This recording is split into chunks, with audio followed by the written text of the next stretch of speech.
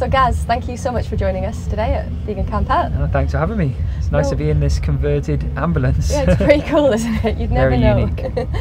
So let's go back a little bit to the beginning. You were 15, weren't you, when you were working professionally in kitchens? You've done your research. I have, haven't I? Yeah. I first started in the kitchens age 15, part-time after school, and I loved it. It was amazing. Actually, thinking back now, I was just a 15-year-old kid in the kitchens. It's a tough environment, but it really motivated me to become a chef. And at 16, I left school and went full-time and followed that journey, which was much to my parents' sort of dissatisfaction. They really wanted one child to go to university, but I wanted to be a Rockstar chef. Yes. Well, I mean, is that where the Avant-Garde came from? The Avant-Garde? Yeah. So this is a long time later actually. When I started my social media and I was looking for a name of what to call it. I wasn't very imaginative. I don't know why, but I just remember one of my head chefs in one of this really fine dining restaurants I worked at, he would just wind me up and say, as I was plating up, "Oh, that's Avant-Garde, that's Avant-Garde." I don't know why I chose that name, but I don't use that anymore actually. I just go by myself, put my name just to make it more accessible for everyone. But yeah, it's a long time ago now. I'm not going to give my age away. No, that's all right. So Gaz, you've done a lot. You've cookbooks. You've released some amazing cookbooks. Thank you. Every vegan is quite the fan of a lot of your dishes and things like that. But what's kind of been happening for you more in recent years? I mean, we all kind of know your story. You've done a million interviews, but in terms of what's interesting at the moment, you're talking about kind of gardening and growing your own crops and veg. Yeah, definitely. I think we're always evolving, and I look back at maybe 3 years ago, and I feel I've grown a huge amount since then. And this new journey that I'm on in lockdown, I decided to leave the city, living in London at the time, and sort of on a quest to rediscover me and also get control over where my food was coming from, because I had a kind of bit of awakening in lockdown, realizing that I was so reliant on all the systems around me, and I wanted to become as self-sufficient as possible. So that led me to moving back to Wales, where I'm from, but to the countryside. And I've got a bit of a decent sized garden, but it's not a big farm or anything like that. And it was just my sole purpose to sort of try and become as self-sufficient as I can. And that journey has just opened up my eyes to so many things, from mental health clarity and to being at one with nature, to learning about herbal medicine and just reconnecting with the land and also the food that I'm eating.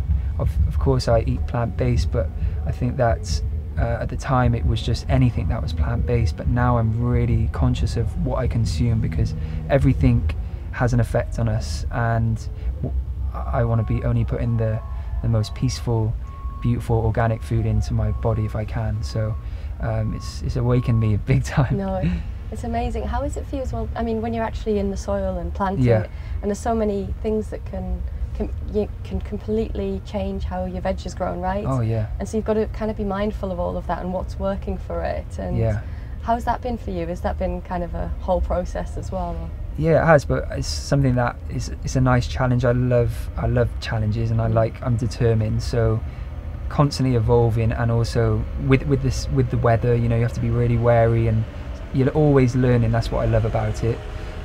This year's been tough actually, with just sort of lack of sun, and like slug issues have been a nightmare because of maybe the lack of sun. So all these things have just made it challenging in the garden this year, but it's been something that could have made me think, oh, it's too much work, I'm just going to go to the supermarket. But I just soldiered on, replanted things, and now the garden's like sensational. I'm picking all these kinds of amazing things, and it's made it worth it. So I love that, overcoming the challenges, but all your senses are alive in the garden, and that's for me is so great. It just makes me feel so amazing.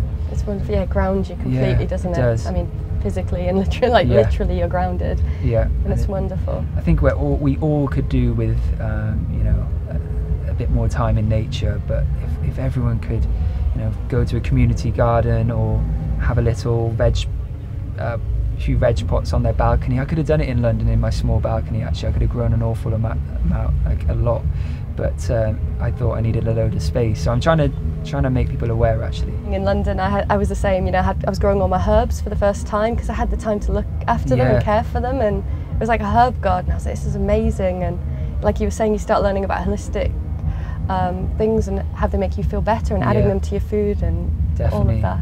Yeah, I actually really really recommend getting herbs in the garden just to add flavour to food, because they're so aromatic. You can add them right at the end, and when you grow them, it's unlimited quantities because they're so prolific.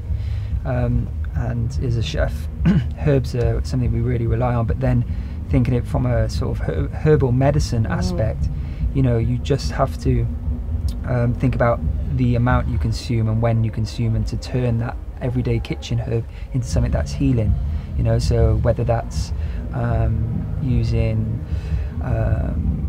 chamomile as a you can use that to infuse into dishes, like desserts is great, into custards is amazing. But then also, if you were to like use that as a tea before bed, it's gonna make you feel calm and get to sleep. So it's just changing the way you think about an everyday herb. Maybe chamomile is a bad example, but you know, coriander's so good for us, and garlic, things like that. It's all very antimicrobial, so it's all good for us. So it's just how you use those.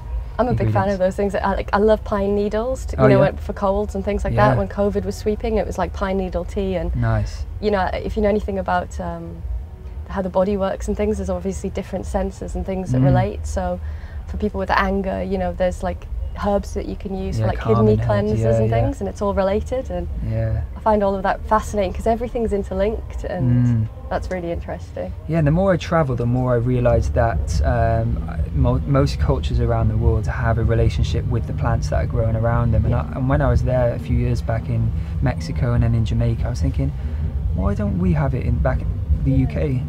And then I only have to speak to my mum, who was brought up in the country, and she was told by her parents that, oh yeah, this plant's for that, or you know, nettles for hay fever, and there is that knowledge there. It's probably there somewhere. We just need to scratch beneath the surface, and hopefully it can come back and we can reconnect with those native plants that are all good for us.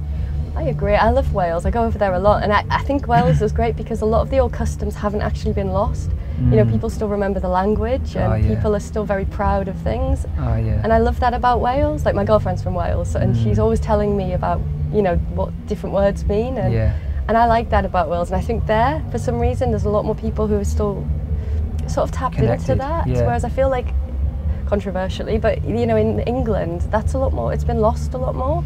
Potentially, yeah. It's hard to know, but I know that I mean, us Welsh people, we have a real sense of pride of where we come from, and it means a lot. It's nice to be appreciative of your home, and I do feel a strong connection to my land and where I live. But I think that wherever you go in the world and wherever you decide to set up life, I think just spending time out in nature, you feel connected. Then eventually, we're all humans of the earth. These are just borders, but it's just about reconnecting as humans to the natural world, I think, and then maybe that will cure a lot of the issues that we have going on in life. Really,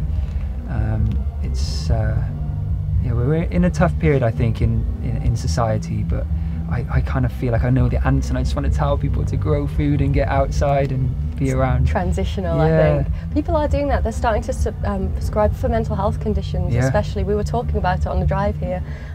Getting out in nature, you know, going for swims, you know, the things you kind of already know about, but being in nature is really helpful. Or companion animals and things, you know, and being around animals and all of these things is hugely over.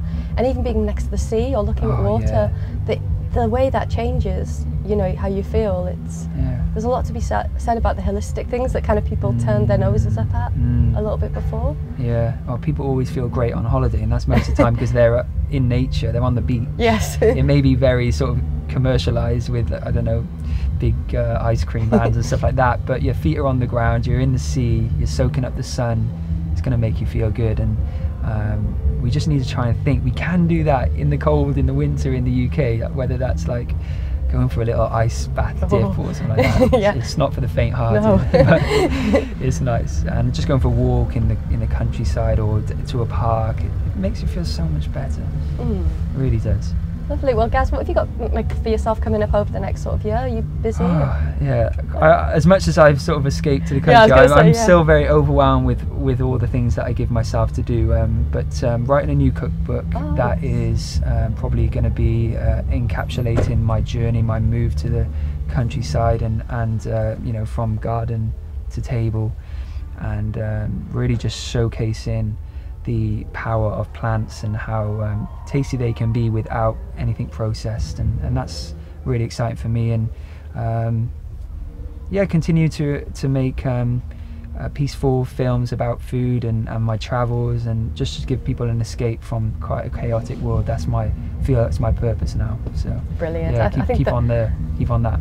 I think that's the antidote as well. There's so much vegan fast food now, and actually, as vegans and plant-based people, we don't want to lose sight of the reason we went. Yeah. For a lot of people, it was health reasons, or obviously for animals to help the planet. But yeah, we don't want to go too far the other way, and so it's true. Good to keep our eyes on that.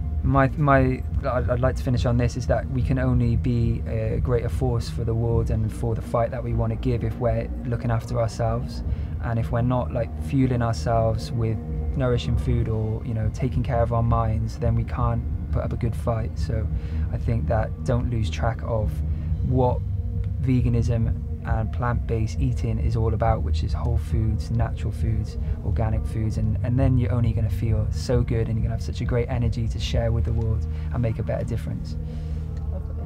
Thanks so much for talking to us, Gaz. It's been lovely. Cheers, guys. Fab.